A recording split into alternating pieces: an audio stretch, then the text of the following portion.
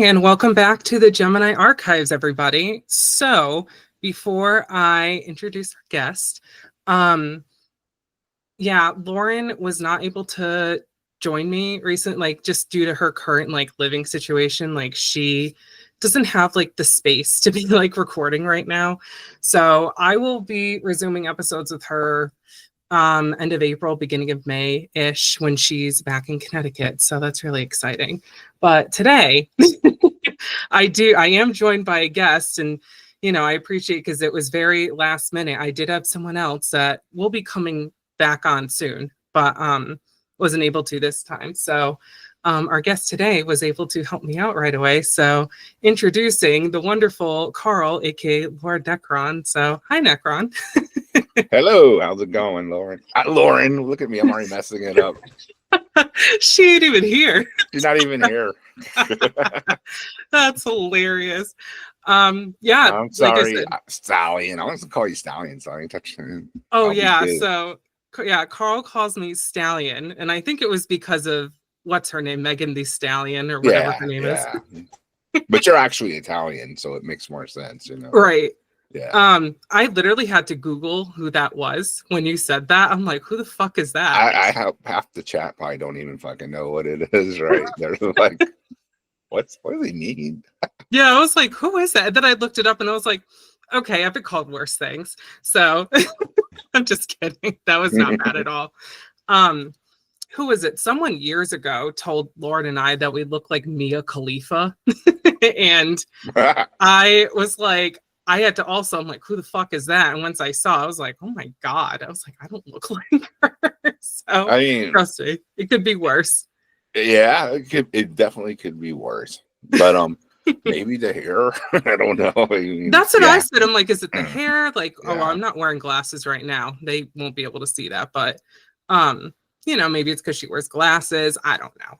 Yeah, but people, you can't figure out what people are thinking sometimes. Yeah. Just roll with the punches. Okay, right. Cool. Yeah. Next. So thank you for joining me again. So we're gonna have what Lauren and I referred to as one of our bullshit sessions. So I'm good at that. If you watch the Witching Hour. Yeah. So, which, if you don't, by the way, I will have everything linked in the description of this video. Go watch the Witching Hour, go support, go follow Carl on Instagram. He's been streaming almost every day, just about, with the work jams and everything. Yeah, I would say with the work jams, it's fun because, I used to jam at work anyway. I've just put the we call it the iHod, but the iPod, the iHod. I've just put on shuffle and work, and just out in the background. I said, well, I just bring the chat in, and see how it goes. Some days, you've been there. Some days there's not many people there. And some days, surprisingly, does well in the middle of the day. I'm like, wow, okay, people enjoy it, so I do it. And we have a running joke, as of the last week, that the iHod is becoming sentient. Yeah, that is getting weird. Because it seems like every time we're like, oh, I want to hear this, or I want to, wonder if this will pop. It always seems to. So it's weird. And I'm like, oh my God, it's coming alive. It's like that episode of The Twilight Zone with the dummy. And it comes to life because he's like, you put words into my head, or whatever the hell it says. Yeah, it's it's weird. Is it does it have AI information in it? How does it know we just said, dismember, and then a dismember song comes up? Right. Our Angie Jones is in the chat, and all of a sudden he's like, well, I'm out of here. Then it plays a Flim song. And I'm like, yeah. Andy wasn't Flim, for people who don't know. So it just does weird things like that. And what we talked about Hod, and then it played a Hod song around. I was like, what the is this thing alive?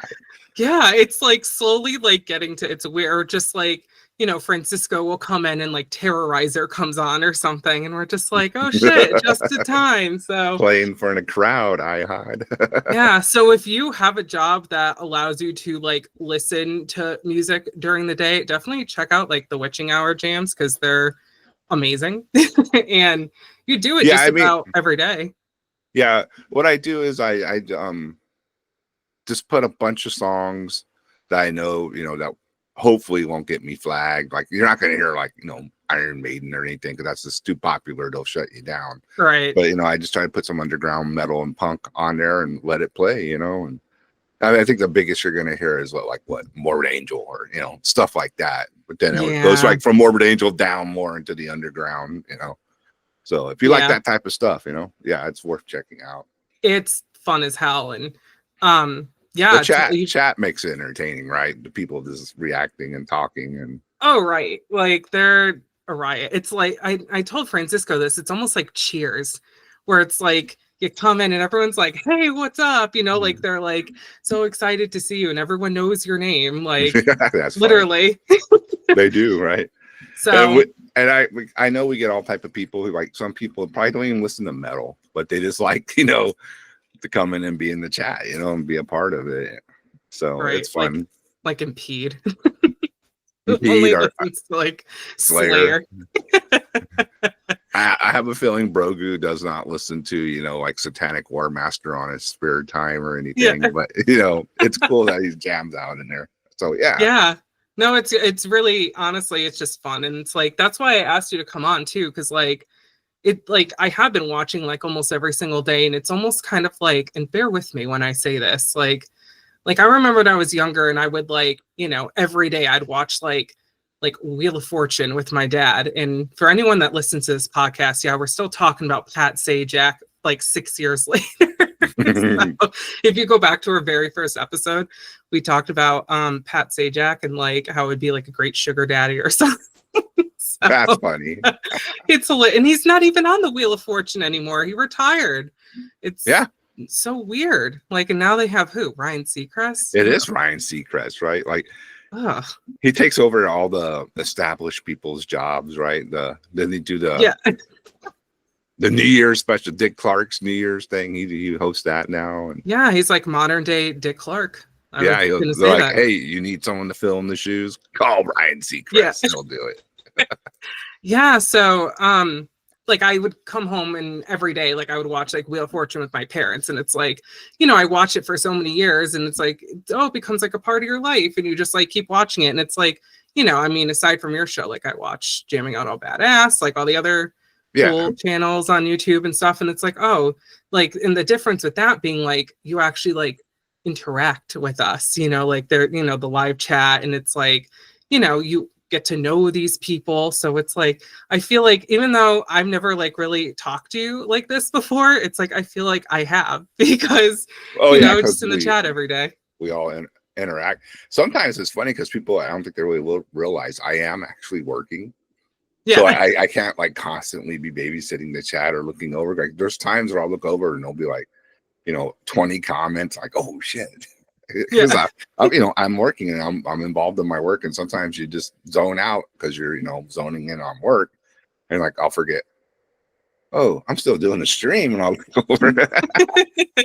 And that's why it's good that you have a lot of like moderators and people that can like take care of stuff too, because sometimes it doesn't really happen that often, I notice, but every once in a while there'll just be like a dickhead in there. And it seems like I am a magnet for these types of people. I don't know why, but it's fine. I honestly don't know if they know how to talk to like girls or something, because it's just like they come at like, what the fuck, dude? No. Not even. I try to say, yes, it's a metal show and it's a little cutting edge or wild or whatever, you want to say it, but you still like, you don't do that to anybody that's coming into, like just saying all these nasty things and just or just being like a dick, like, whoa, hey, slow down. And it's, I think like all like the ladies, the few that do watch, have experienced that at least once, and it's annoying, but we all kind of know how to deal with it. We're just like, whatever. Like, I don't pay attention. I don't even respond. People just that's anywhere. That's just life. Yeah, you definitely don't want to, feed into it. Best thing to do is just ban them, just get them unbanned. They're out. So I mean, I'm not like whatever. If someone comes out, I'm like, I don't care, whatever. I'm not here to talk to you. Like, I'm here to like just hang out. So no, it's a lot of fun, and Like I said, I've been watching it like every day just about, and then you do the other live streams too. Like as of today, the day we're recording this is March. Look, I can't see anything. March 6th. Yeah. So tomorrow. Oh yeah, I'm the same way. If I take these off, oh. Yeah, it's like I might as well be legally blind. Like I can't see anything. So tomorrow, March 7th, you're doing a show about Marduk, and like, is Legion the better vocalist? And yeah, I mean, it's kind of like everyone's going to say, of course he is. So I'm going to have to play devil's advocate and kind of go against it, even though I, of course, agree that yes, his era is the best era of Marduk. But I got to give Mortus, is that how we say his name, right? Mortus. Sure. Daniel. I would call him. Yeah. His Christian name, Daniel. He'll hate that. But I think he's done a great job, and I think he has. Okay, this might piss off some people, but I think he's actually he's more legit serious about it than I think Legion was. Like, I could agree with that. Yeah, not to I think Legion was like not, but Daniel just seems way more intense and more legit. Yeah, and I agree because for that, I've seen him live specifically. I've never saw Marduk with Legion, which is unfortunate. Saw him once, only once. Yeah, though he was gone by the time, right? They started touring a lot. I think I saw him on the famous Deicide Marduk tour, what, 99 or 2000? I forgot when, somewhere in that era. But yeah, I saw him once. My God. Well, I was thinking just because you're such a big like Marduk fan, you would have seen them way more than one time, at least with Legion. I mean, yeah, well, he didn't come through here. See, that was the only time they came through to San Antonio with Legion was one time. In 99, 2000, I was like 8 or 9 years old, so I don't know anything. Yeah, well, Legion was. Yeah, I was still playing with Barbie dolls and watching Nickelodeon, so. Why do these guys look like vampires? Yeah. But yeah, I didn't get into metal until I was like, I don't know, like 11. But my dad was always into metal. But, my mom, that's not appropriate for a girl your age. But I didn't care. I listened anyway. And, so by the time I really got into, especially like the underground stuff, it was like well into like, like 2006, 2007, like maybe even a little after that. But, so any of that, like when you guys mentioned stuff like, oh, this show, I was like, I was an infant. I have no idea that even happened. Yeah. So. It's funny because when you been involved as long as I have, you just kind of forget not everybody's done or been around as long as you are, as old as you are, and doesn't know that, it's not a common thing that everyone saw Slayer in 1985 or 86 or something. Right. And it's unfortunate that everybody has it because that's when they were like the pinnacle band, their best era obviously was 84 to I would say 86. Anyway, we have to remember that sometimes as like, oh yeah, it's not like, hey, oh yeah, man, everyone Venom, Exodus and Slayer, like that's not normal. Yeah, and I mean it's funny because my dad went to like quite a few shows like that. My mom told me recently she saw Van Halen with David Lee Roth back in the day, and my mom is a very like conservative, like she went to Catholic school type person. I would have never in my life. And she's like, oh yeah, I once saw Van Halen back in the day. I was like, what the fuck? I was like, you did? So well, you got to remember too. See, this is what a lot of people forget. That was the mainstream music of the time. True. What else were they going to see?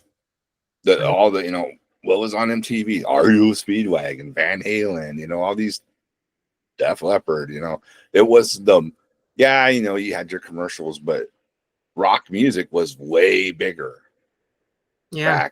Back. And so it was very commonplace. Like total squares were going to see, hard rock metal concerts back in the day where, metal's more of a niche audience now. And I think it's maybe a little bigger, but it's still niche to a certain, group of people. Where back, like in the 80s, freaking Billy Squier, REO Speedwagon, and Sammy Hagar would pack arenas, across the country. Crazy. I don't even know who half those people are. Yeah, that was like hard rock music of the 80s, and yeah, it was just more mainstream. It's funny. I think about my dad told me oh, we went and saw Pat Benatar tons of times, and he saw the Go-Go's and all these bands, and I'm just like, you did? And he saw Eddie Murphy on the Delirious tour. Classic. My dad was 18 when he was doing that tour, and he went for his 18th birthday. I'll never forget. He told me, he's like, oh yeah, I went and saw Eddie Murphy and I saw that live. And I was like, you did not. And then he shows, he's like, oh no, I actually did. He pulls out his ticket. He still has it. And I'm like, nice. My God, that is crazy. So it's because the way I grew up, I grew up at a time where the internet and it was just coming in and kind of taking everything over. So it's I have memories of going to a record store to discover bands and stuff and seeing stuff on TV. But by the time I want to say I was just about to graduate high school. So I graduated in 2010, about that time. It kind of was fading out. It's you didn't really go into the store anymore. You just did everything online.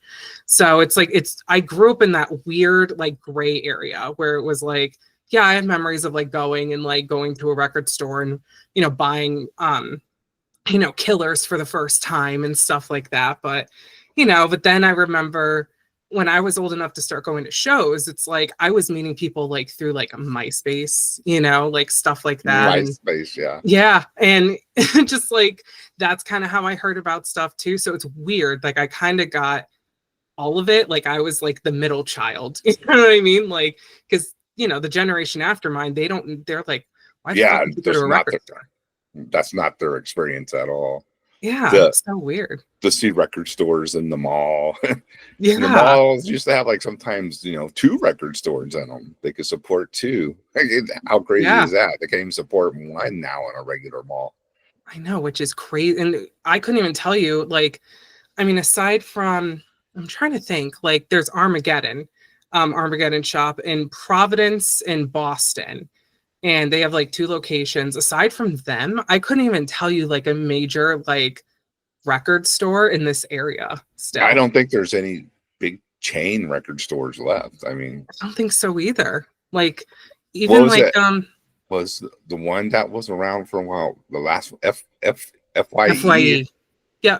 I think that was the last big chain I saw before it all crumbled. And so it's mostly mom and pop.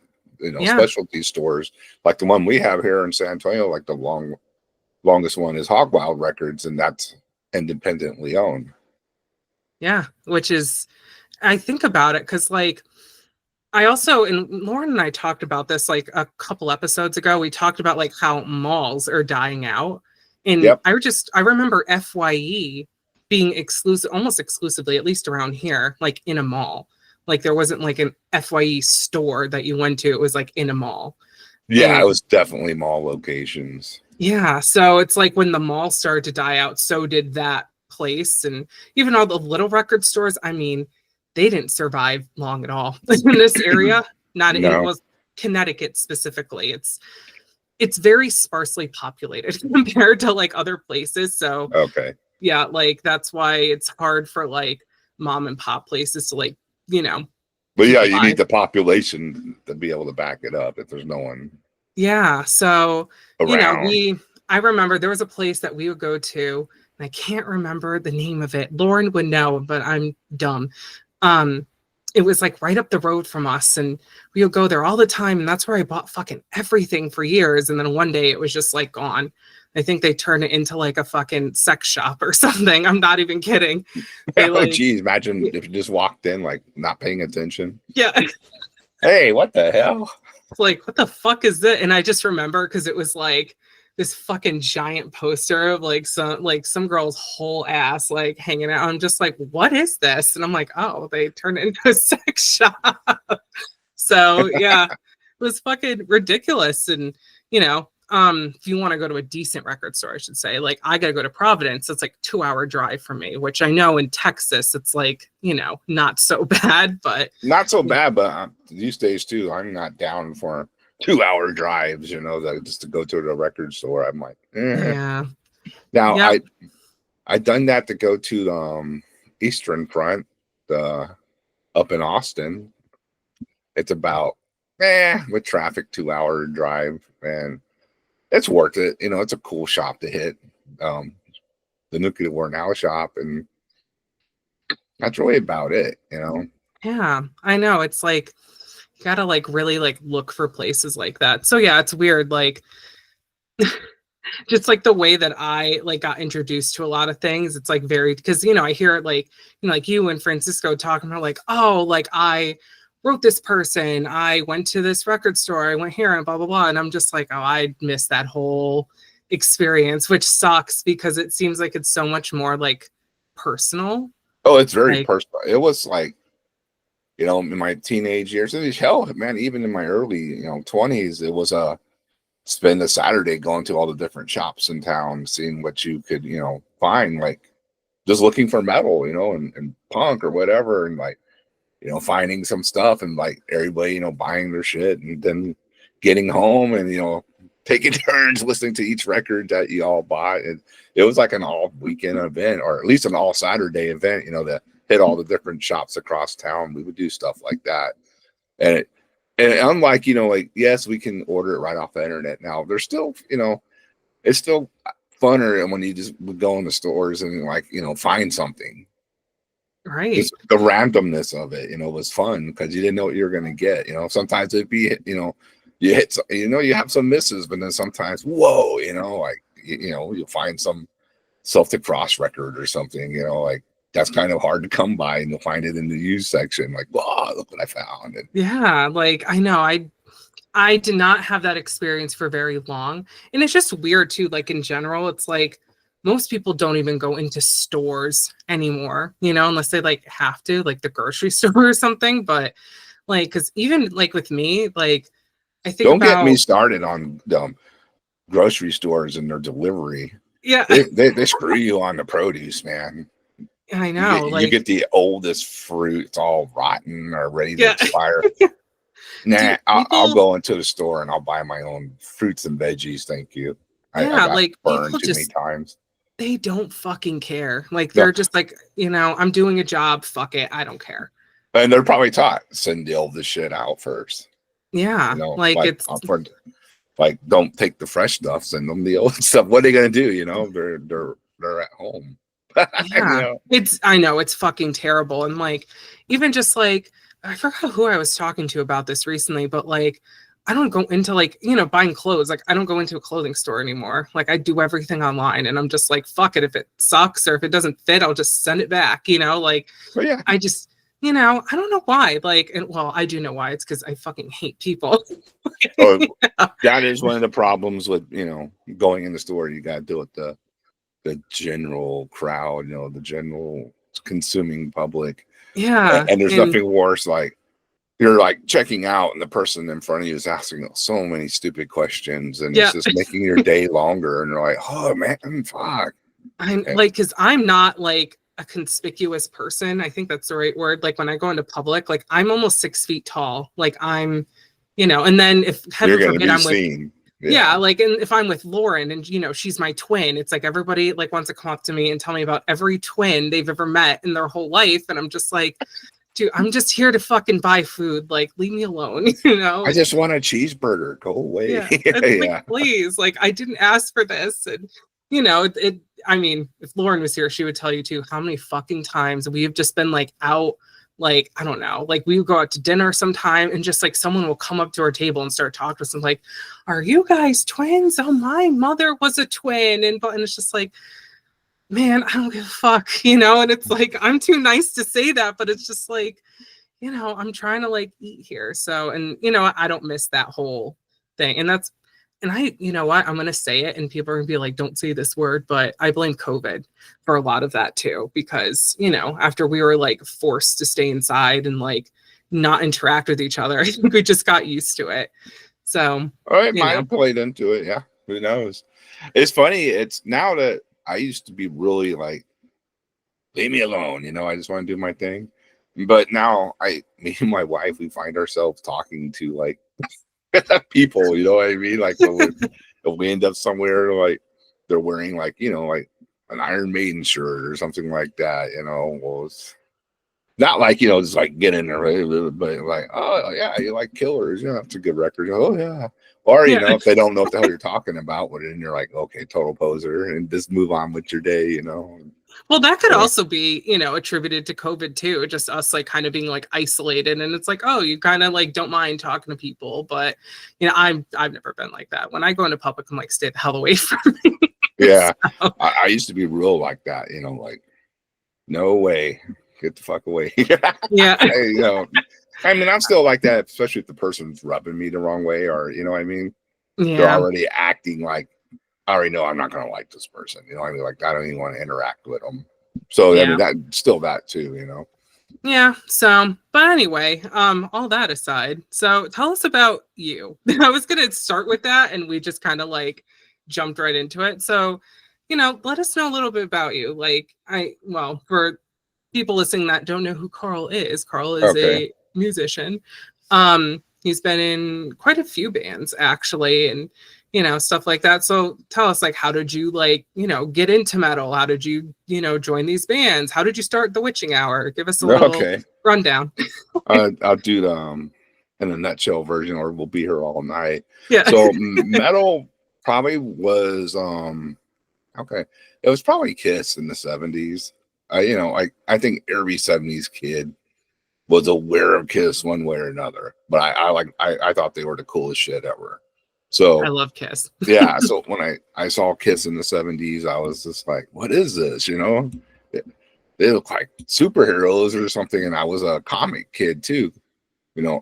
I like comics, and I always tell everyone I like comics. I always end up liking the weird ones. I like the Marvel horror comics, Tomb of Dracula, Werewolf by Night. Those were like so many Tomb of Dracula sitting over there. Yeah, those were like my go-to. I mean, I still like the superhero stuff. I was when I was a kid, I was like, I think I was probably infatuated with the Super Friends. So I still have like a thing for DC comics and just DC in general. So like when it comes to like comics, Batman, Superman, Green Lantern, all that was like my jam.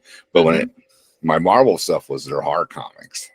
So I think this and Conan the Barbarian. I always like. I was gonna say, what about Conan? Yeah, I know you mentioned him quite a bit. Yeah, so anything like that had like fantasy, like Warlord of Atlantis, or or any of that type of stuff, I'd be drawn to it. Khazar of I'm nerding out. If you don't know, it's okay. That was like the stuff I'd be drawn to. So I think just liking that type of stuff as a kid, and and classic horror movies, like I liked Hammer horror movies, Universal monsters, and all that. I was famous monsters reader when I was a kid. Then them Fangoria. I think it all kind of like leads you down a road to like heavy metal as you get older. So it was the natural progression. Yeah. Into that. So I like Kiss, and which got like I think my first Kiss album, Hotter Than Hell, and I think maybe like right after it I got Alive too. So I was stoked, like I was jamming out, having Kiss on my little portable turntable and all that. Hotter Than Hell would probably be my favorite Kiss, honestly. Yeah, that was one of my early ones. But then when I was a kid, I noticed the pictures, and then I said, wait a minute. Those girls are naked. You just like, you didn't know that when you first bought it. And like, what? It's like a 7 or 8 year old back in 1977. And that's like, wow, okay. Oh yeah, like you've never seen boobies before. Holy shit. Like, what's going on here? These guys are cool. Anyway, so and then what helped too is I liked all that. I had an older brother who was like 5 years older than me, but his friends were all hard rockers. My brother liked hard rock, but not as much as his friends. His friends were, they started showing me things like Riot and Judas Priest, Iron Maiden, and all that. And I was like, I was like, whoa, this is where the good shit is, So I started buying all that stuff. And one of his friends was really into it. He'd go to Hog Wild, and we went with him. So I got exposed to more underground things. So that's like my journey into metal, I would say, getting into that.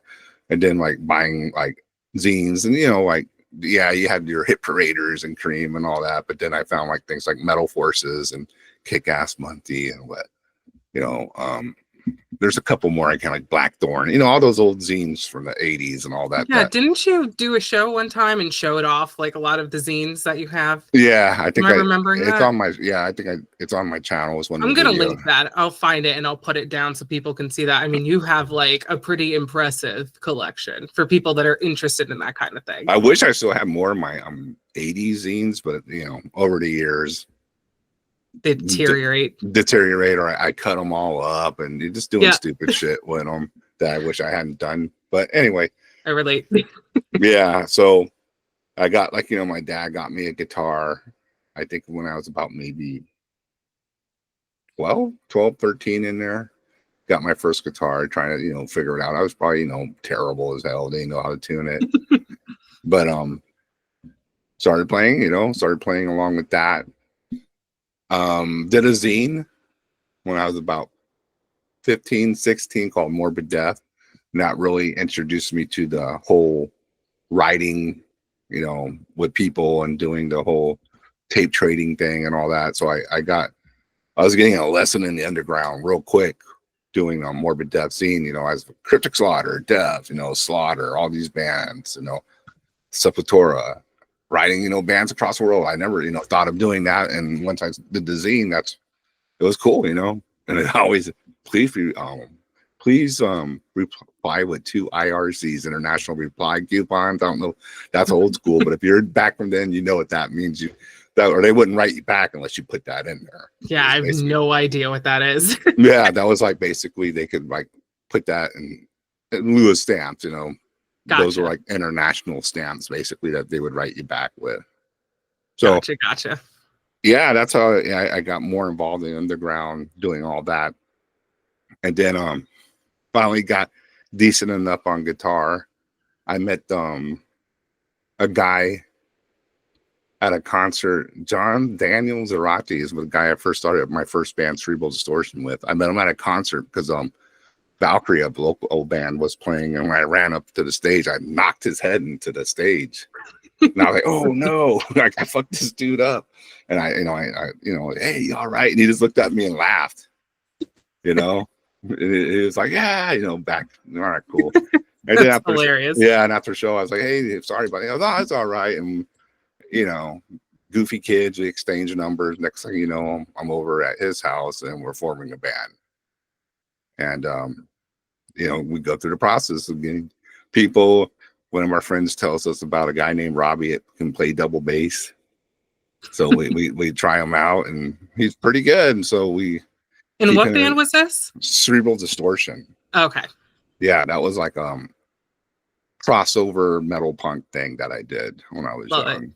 Yeah, it ended up doing all right for a bunch of kids. Like we would play a lot of shows and play like Fearless Iranians from Hell, which is like the biggest punk band from San Antonio at the time. We would play a lot of their shows. Crippled by Society. These are all like if you're from this area, these bands because they were like the leaders of the scene back then. And I think some of them have come up on the old iHod before. Oh, so yeah. Yeah. If you're a regular on the show, you heard them.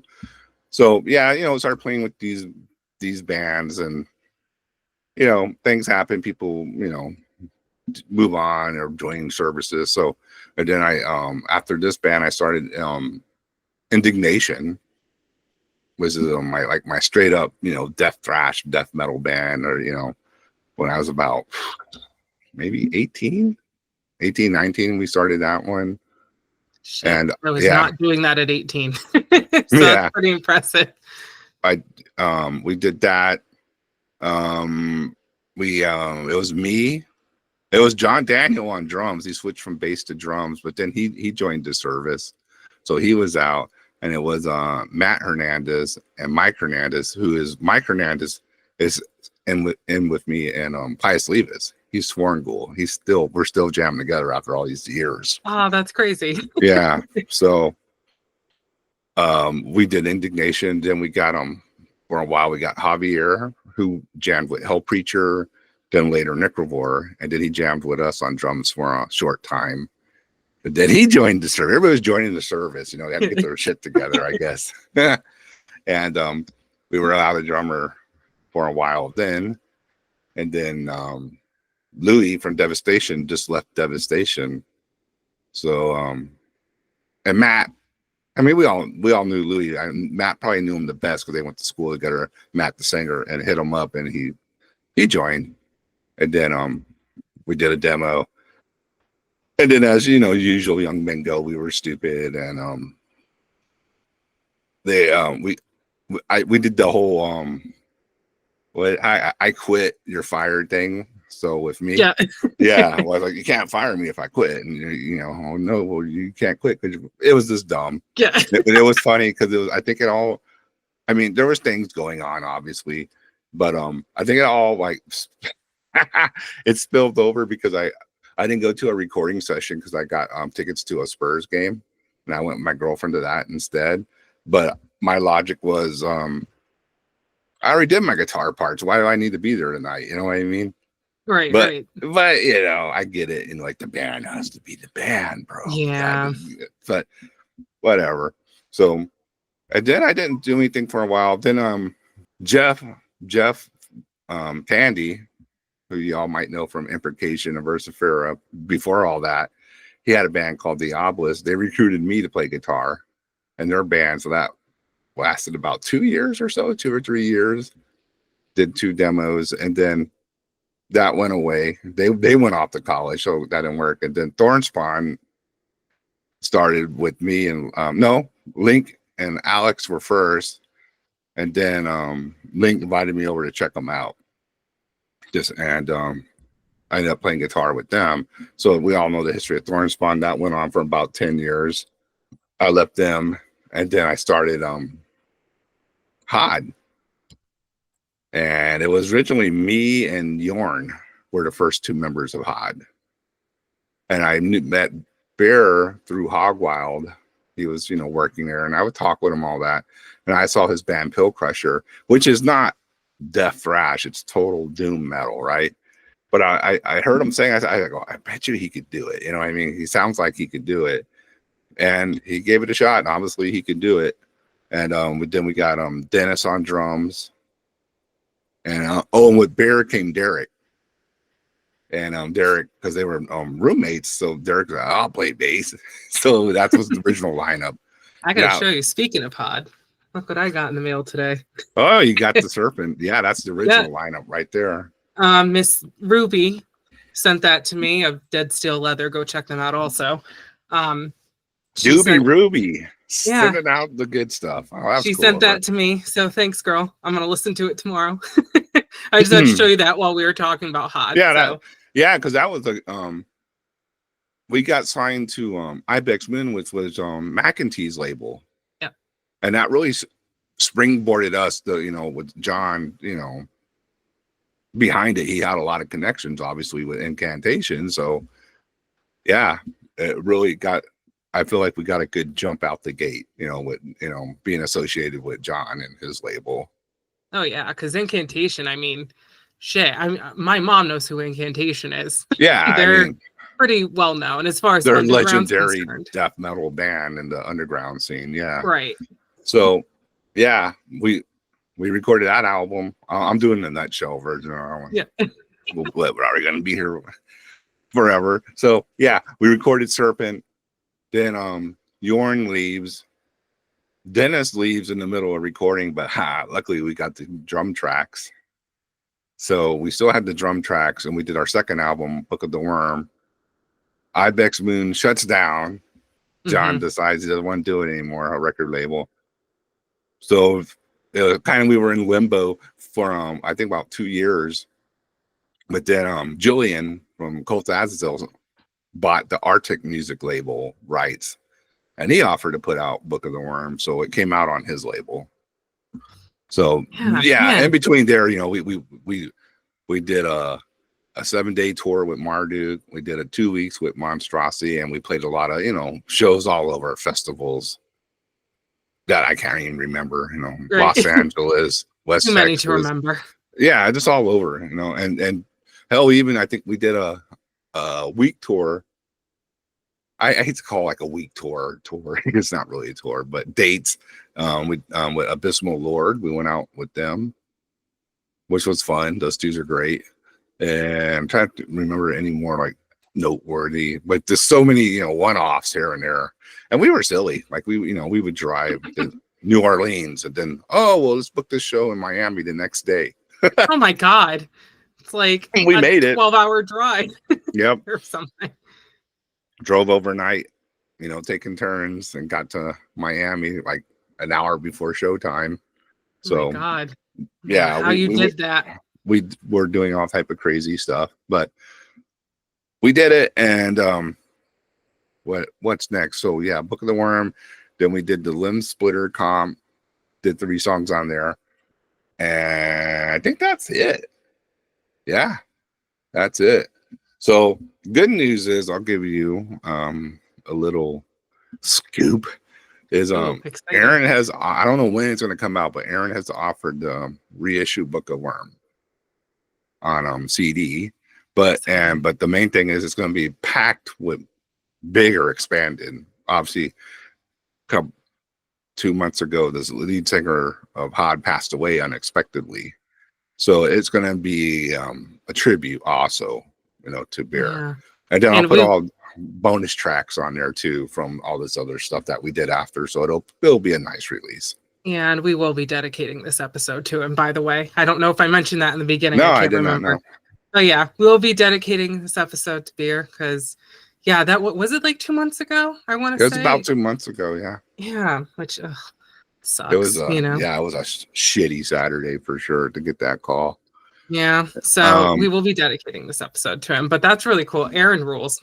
Yeah, that was all nice the good releases. So Goat Throne Records, and I've mentioned him on the show before. He's gonna have shirts coming out too, also with a little design that I drew for him. It's a mashup.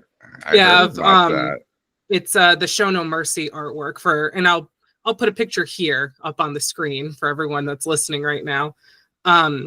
It's going to be it's like a mashup with Show No Mercy, and I put Go Throne Records instead. So yeah, I wanted to say for Aaron is like, he's like a real deal dude, and yeah, his label reflects that. And I love seeing him, having success with his releases on there, because he really only does put out stuff he believes in and really likes. And yeah, he has good taste. He's been killing it with some, with the releases he's been doing. So I love to see it grow. Yeah, like even just doing this artwork for him, he's like the easiest person I've ever worked with in my life. Like he literally was just like, "Can you like put the Goat Throne logo on this?" And I was like, "Sure." And it's like there was no like weirdness. There wasn't, because like quick side tangent, like working with people sometimes, like doing commissions and things like that, people can be very like entitled, and I kind of get it, because it's like you're looking for something particular and blah blah blah, but like people are very like pushy and rude sometimes. No, and, yeah. It's hard for me, and that's why like come April 1st, I'm probably no longer going to be doing commissions. So it's just been a lot of like, oh, do this for me, and then like nobody wants to pay, and it's like back and forth, and it's like it's a fucking heard that headache. With artists that getting paid sometimes, especially when it comes to labels. Sometimes it's like pulling teeth to get your damn money.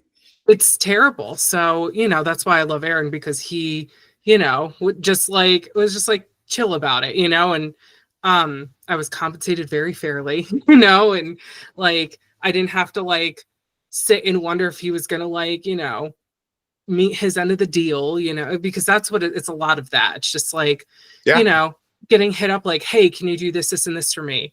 And I tell people all the time, I don't do logos. "Hey, can you draw a logo for me?" And I'm just like, no, I don't draw a logo. I'm like, I could take your existing logo and kind of like rework it, but I don't do logos. It's like come up from scratch and make the whole logo. Yeah. It's almost like, and I said this to Lauren recently, I'm like, that's kind of like calling up a plumber and asking him to install a pool for you. it's not the same thing, you know, like it's very different. So, you know, that's kind of how I see it. I'm just like, you know, and I tell everyone, well, I could draw a logo for you, but I guarantee you're not going to fucking like it. So, well, you at know, least you're upfront with them, you know, like, don't get mad. I told you.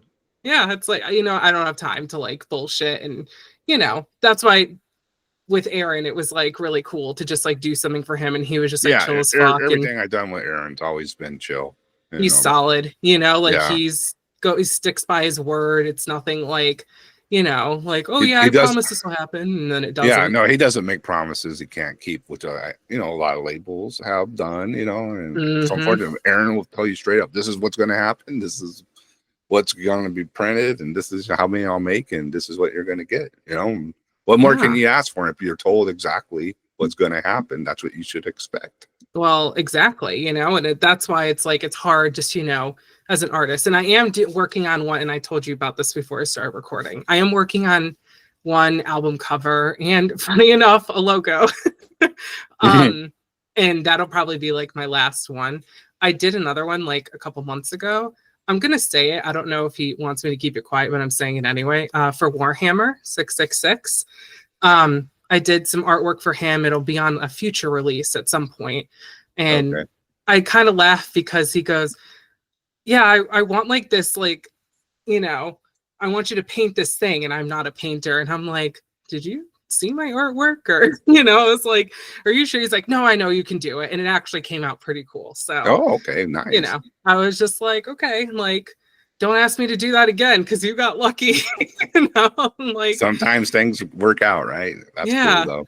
So yeah, I probably coming April 1st, I probably won't be doing any more. I'll still be doing art, but it's like I'll just make prints if, you know, people want them, and so I'm not taking commissions anymore because it's kind of like why people always do, like, especially with bands, like pre-orders for shirts and stuff, because it's like, just from what I've been told, you know, I've dated quite a few musicians, and they always say like, we order all these shirts, and oh, I want a shirt, and then push comes to shove and nobody fucking buys them.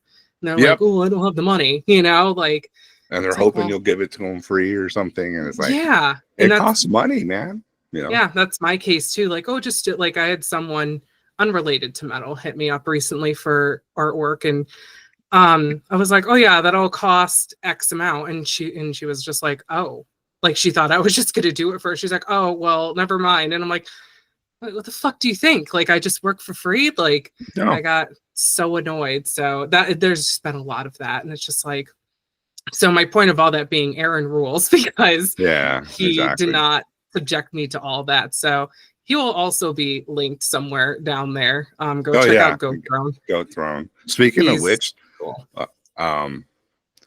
Get back on track. So after Hod kind of just, you know, fizzles out, whatever, runs its course. It was 10 years. Right. I joined the band I am now currently in, Pious Levus. So that's, you know, my current band. And it has ex-members of my old band, Thornspawn, of course, Swarngle, who was in with Indignation too. We seem to always end up jamming with each other. And Necro Inferno played bass, was the bass player, and now he plays drums. Well, he always played drums too. He's one of those guys, you know, can just do all that musical crap. It's amazing. So he's a drummer. And then we got Keith, who was in one of the last versions of Hod with me on bass. He came in on bass. So that's, you know, what I'm doing now. We put out a couple of releases. Go Throne. Did the split with Omega Vortex, which I thought came out great, from Germany, and pretty much where we're at now. So you got the nutshell version of the musical.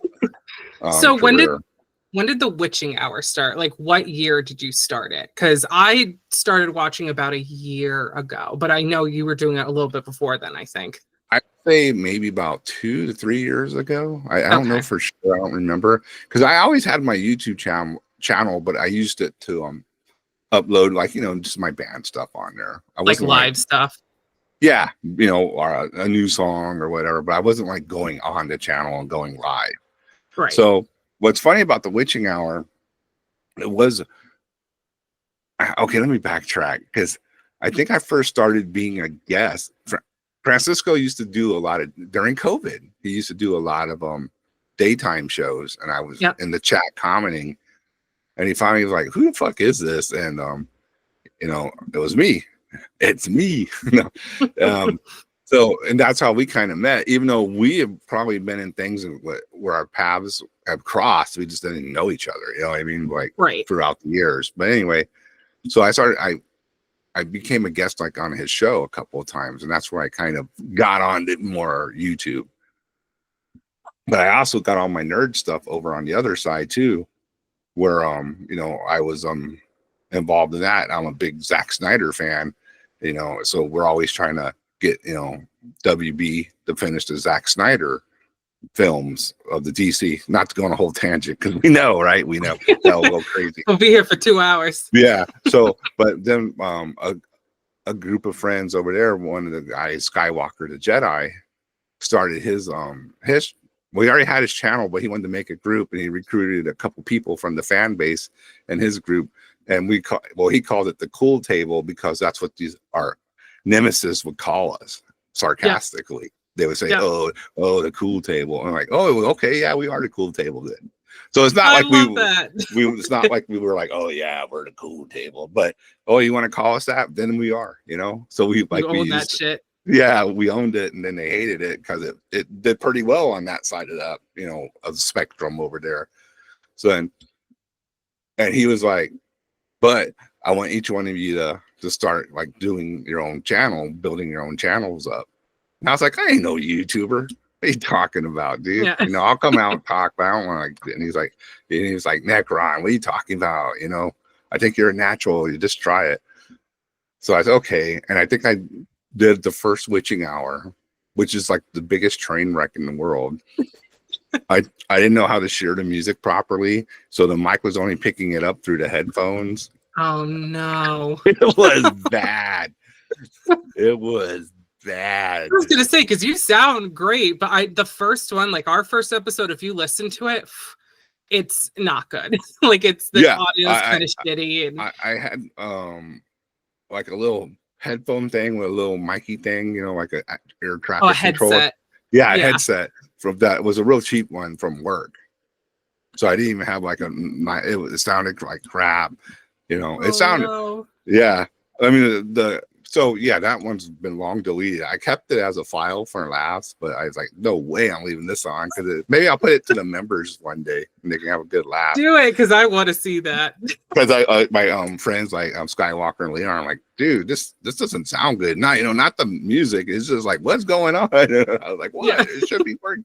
And talked to Francisco, and he's like, no, you got to do this. And he showed me how to really do it properly, set it up. And yeah, Francisco was a big help to getting the channel off the ground, like showing me the technical background and how to, you know, properly show, you know, videos and share and all that. So shout out to Francisco.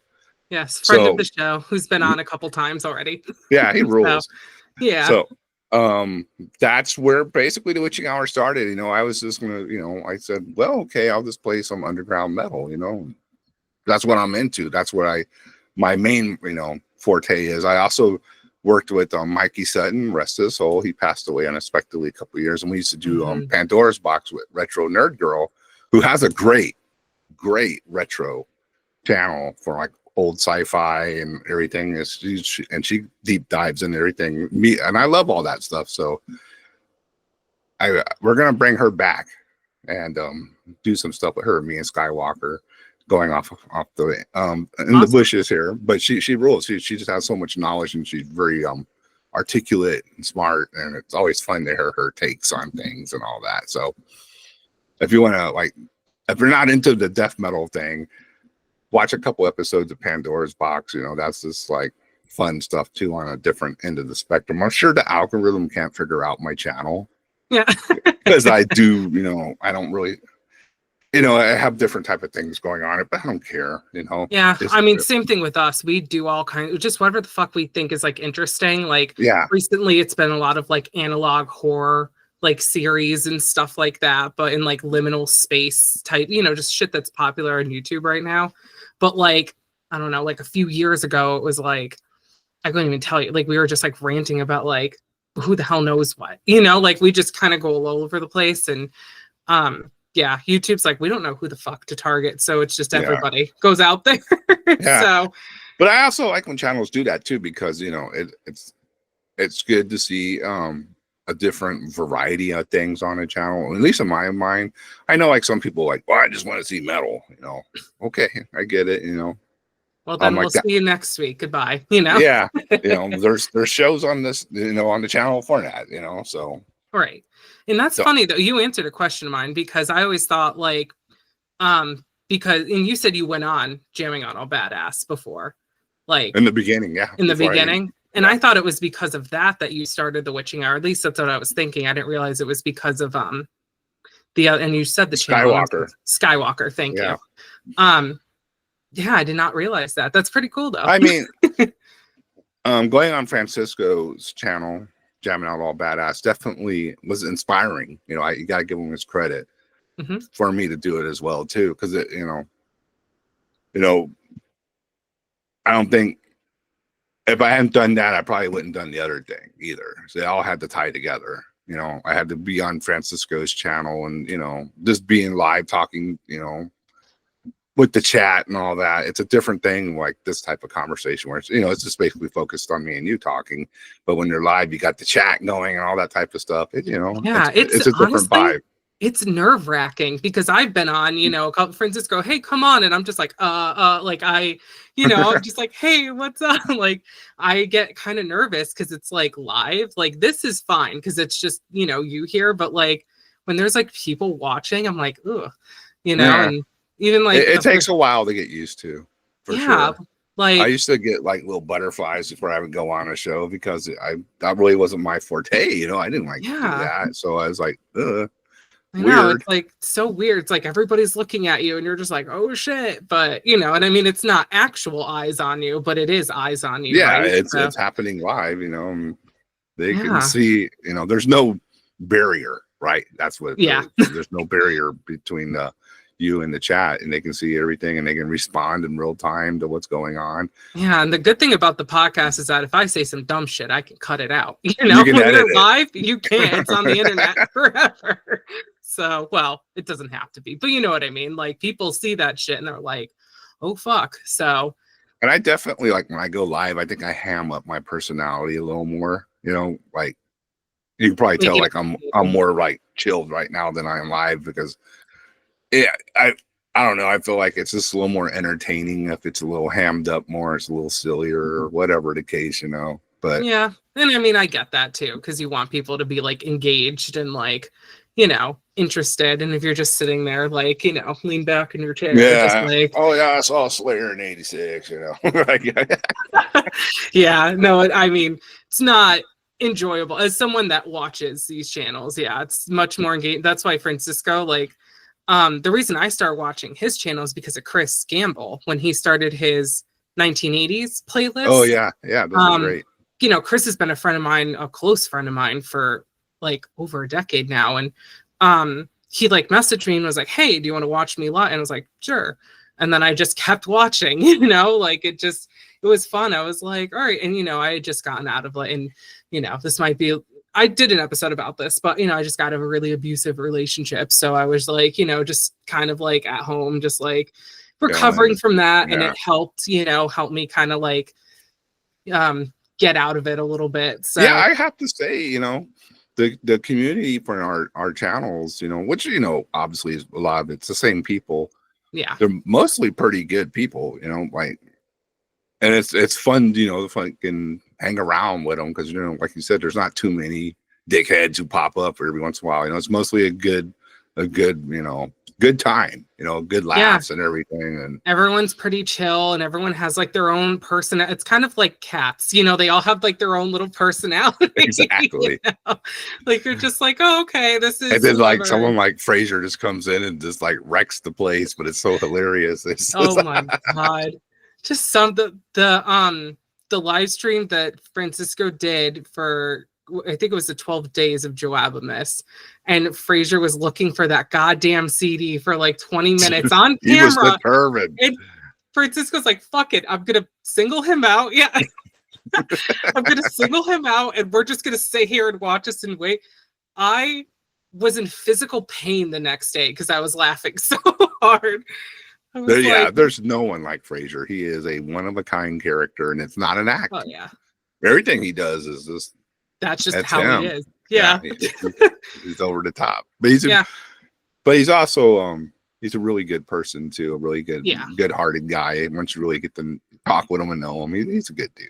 I like Frasier. And, we rag on him and stuff, but, he's actually, like, a good person. And it's different, too. Like, if some stranger came in and started ragging on Frasier, like, we didn't know who they were, and we're like, hey, slow down. You don't get to talk to him like that. Look, that's our asshole. We'll protect them from you assholes that don't know him. Yeah, man. So, because I'm trying to think. I started watching Gemini Badass too. I mean, Chris is a great storyteller. Yeah.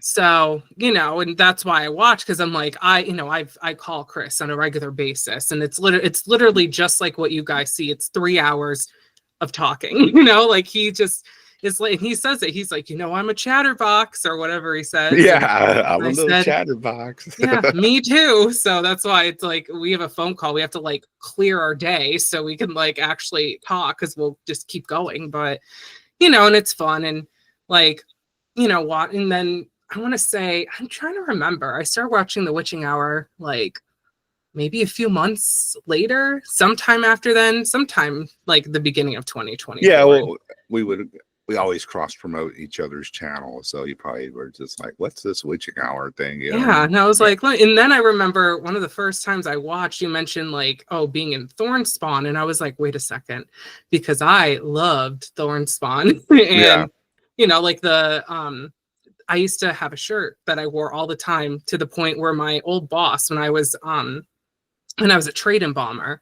remembered that shirt because I wore it so much, and it was a Blood of the Holy, the album cover or whatever. Oh yeah. And I remember, and I think I told you the story. I'm going to tell it again because it's pretty funny. But I remember when I had just started college and I was going to mortuary school. We had an NFDA, National Funeral Directors Association, conference that was mandatory for all the students and staff and everyone. And excuse me. And, I totally forgot about it. The night before, I went to a show, got hammered, just rolled out of bed 3 hours later and went to class. And it was like after my morning class. And I remember walking into the building and seeing, NFDA conference sign. And I was like, oh, fuck. I was like, I totally forgot. I didn't, you're supposed to like put on a suit or something. I was not dressed. I literally was wearing the Thornspawn shirt. Blood holy, can't I still? Yeah, that's the shirt I was wearing, my leather jacket. And like, it's got spikes on it and stuff. And I'm like, fuck, what do I do? I'm like, do I just bail or do I go? And I ended up going, because I'm like, if I don't go, I'm going to look worse than if I, show up like this. So I showed up anyway, and, everybody, and it's a bunch of stiffs, they're in suits, and, like one guy snapped at me like this and went, go get me coffee. I don't even know who this person was, but he was like, hey, go get me coffee. And I was like, whoa. And you know what I did? I fucking got him coffee. Mm-hmm. So, I was like, fuck it. He might give me a job. Let me just go do it. No, but he was an asshole, and I'm getting looks. And some guy pulled, I don't know who this was. He must have owned a funeral home. Pulls me aside. He goes, are you aware where you are right now? When you got out of bed this morning, did you make a good decision? He's talking to me like I'm a kid. And I just looked at him and I'm like, sir, I'm not in the mood to be talking about this right now. And I just like walked away. And I just remember I sat through the conference, and then afterwards I was approached by someone else. I'm like, oh, someone else is going to just like rail into me. And it's this guy's tall ass dude comes over to me and he's like, so are you a student? I'm like, yep. He's like, did you get lost? Are you actually here for the convention? I'm like, yep. Yeah. And he talked to me for a little bit, and he was just like, so did you remember the convention was today? I was like, no, I forgot. That's why I'm not dressed, blah, blah, blah. And he like talked to me for a while, and he goes, and you still showed up, huh? And I was like, yeah, everyone's like, giving me a hard time. And he goes, all right, well, you start for me next week. So he gave me a job because he's like, you showed up anyway. He's like, I don't know what the hell is going on here. And he pointed at my shirt. He's like, I don't know what the fuck this is, but you're coming to work for me next week. And I worked for him for like 4 years.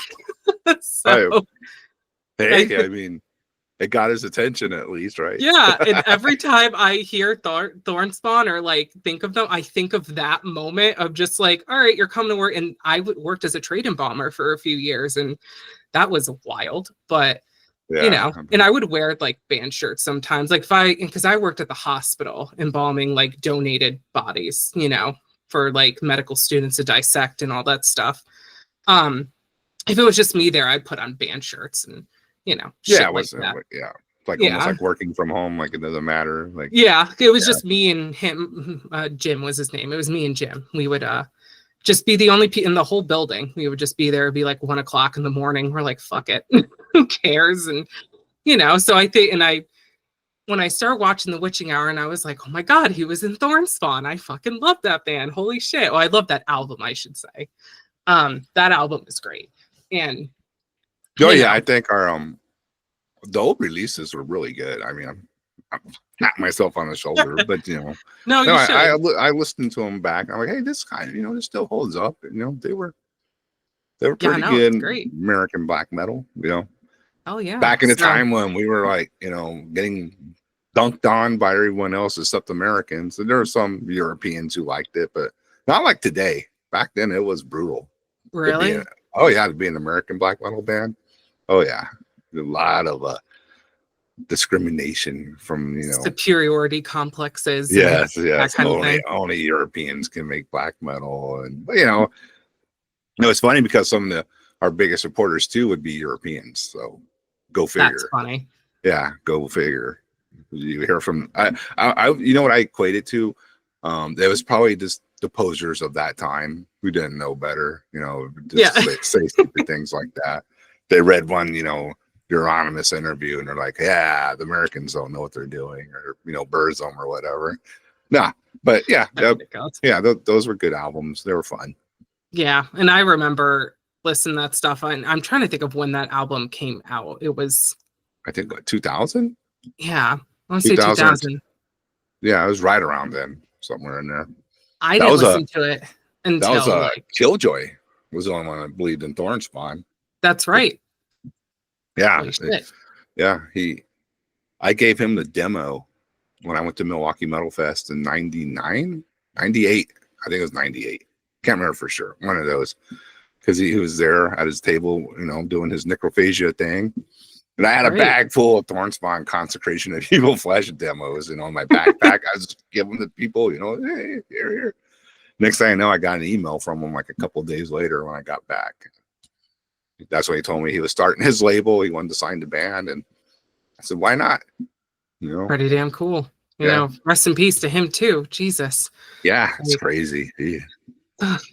I know. It's terrible. But, you know, and I didn't start listening to it until I want to say like 2008, something like that's when I was introduced. Because, you know, my very first introduction to like the underground, I had a friend. His name is Paul.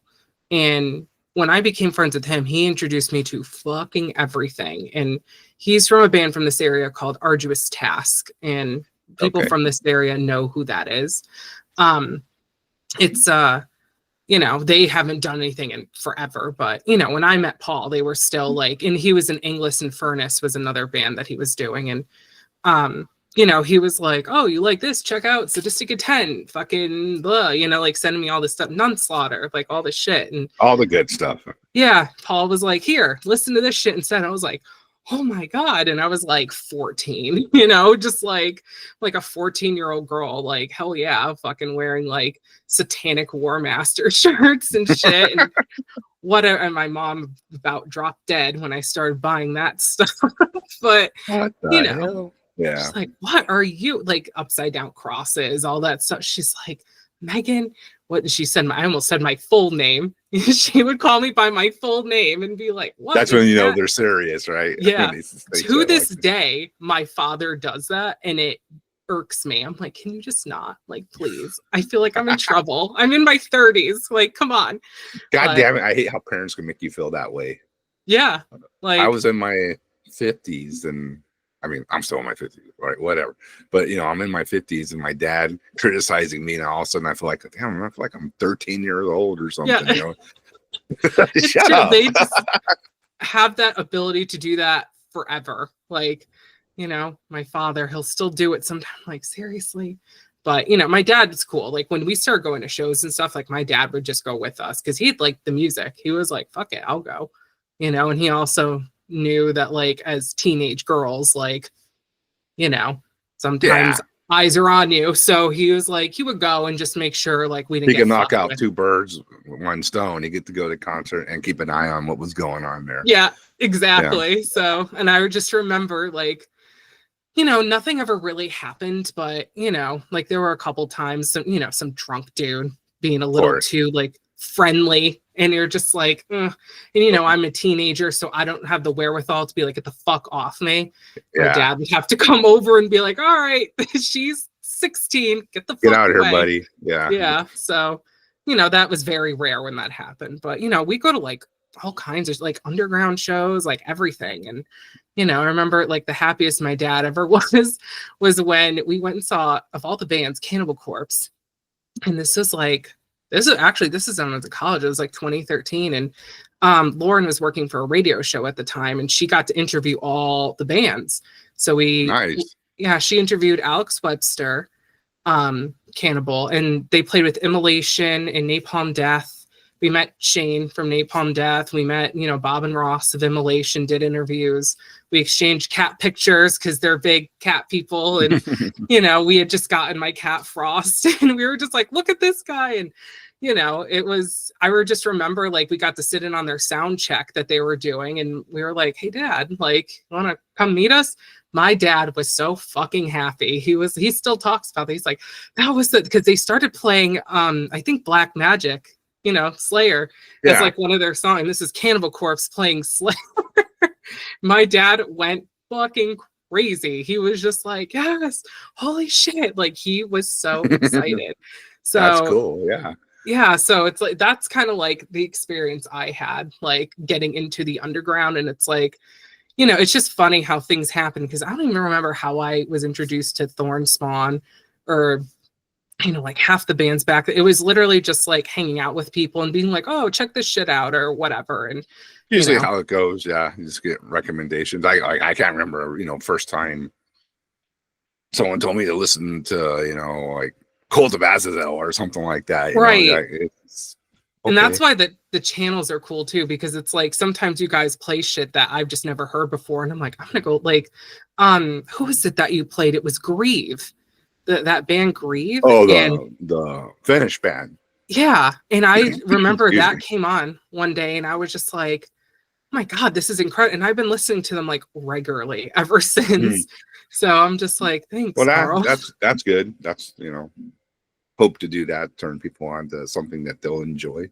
That's the point. Yeah. So yeah. Oh my God. I think we're going on like an hour and a half now. So we'll start wrapping it up here. I know I was like, hey, pick a couple songs, because whenever we have guests on, we ask them to pick the music for the episode, and I'm going to play them both here. So hold on. I have them written down because I'm a professional. So we're going to end the podcast with a Marduk song and a Mayhem song.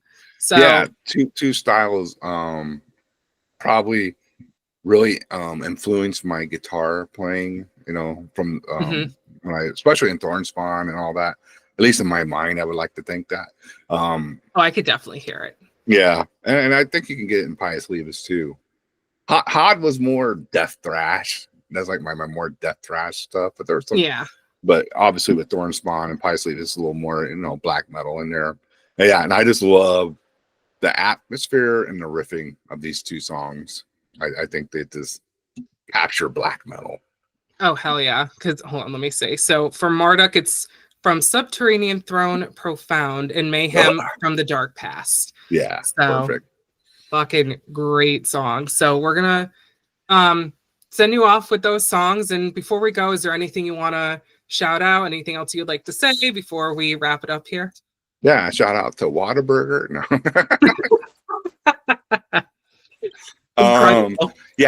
Obviously, if you like what we were talking about, listen to the Witching Hour and give it a chance. If you haven't jammed out, and say hi in the chat, and we'll welcome you if you're new.